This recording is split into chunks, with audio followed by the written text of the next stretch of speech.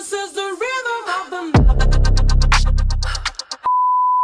Kembali lagi di episode natural atau tidak. Kali ini kita akan membahas tentang Chris Putra. Mari kita bahas.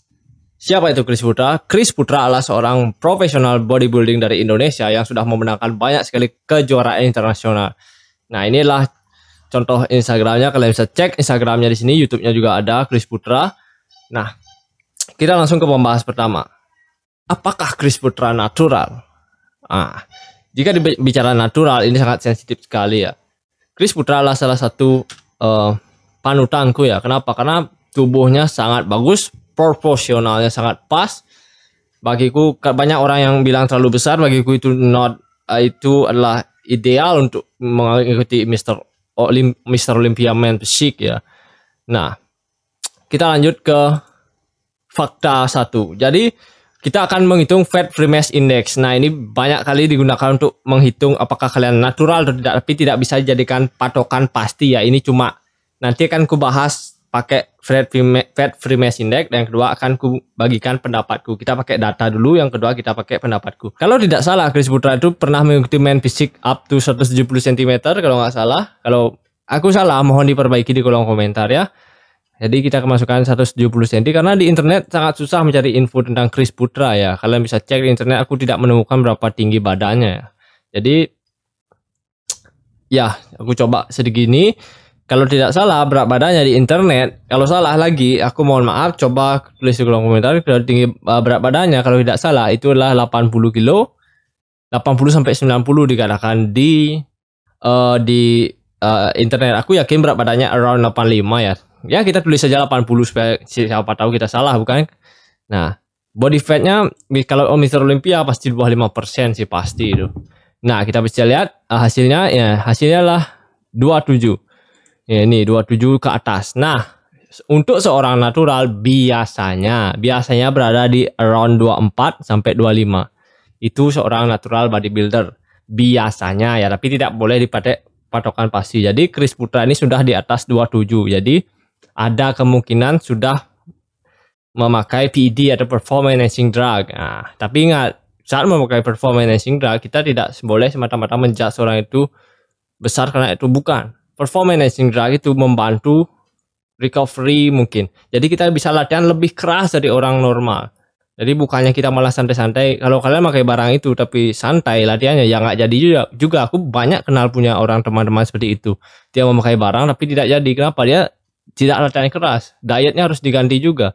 Jadi aku sangat respect sekali dengan Chris Putra ini. Banyak sekali yang menjudge-nya di TikTok, tapi hanya orang-orang bodoh yang mengejudge. So, bro, siapa yang tidak mau menjadi juara satu Men Physique? Nah, sekarang kita ke pendapatku. Pendapatku pribadi, apakah Chris Putra memakai PED? Tadi kan kalau dari data dia ditunjukkan dia memakai karena Fat Free Mass Index-nya di atas 27. Nah, sekarang pendapatku.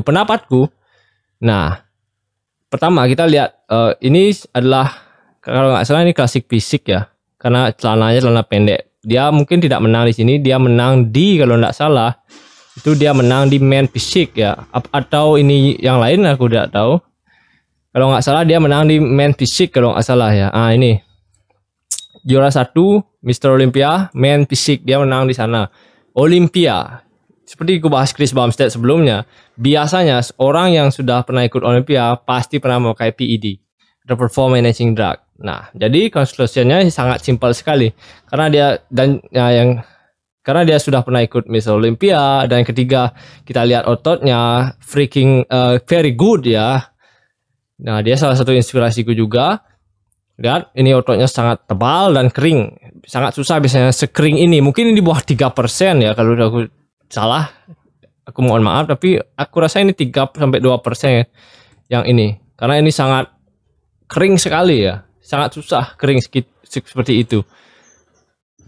Nah, karena Fat Free Mass-nya di atas 27, pernah ikut Mr. Olympia dan sudah pernah juara di internasional, jadi kesimpulannya adalah menurut pendapatku pribadi, ingat, menurut pendapatku pribadi, Chris Putra pernah memakai steroid. Kalau tidak steroid, entah itu SARM atau growth hormone, atau aku bulatkan jadi PED. Jadi Chris Putra 95% pernah memakai PED. Ingat, memakai PED, performance enhancing drug, itu tidak semata-mata kalian injek langsung gede.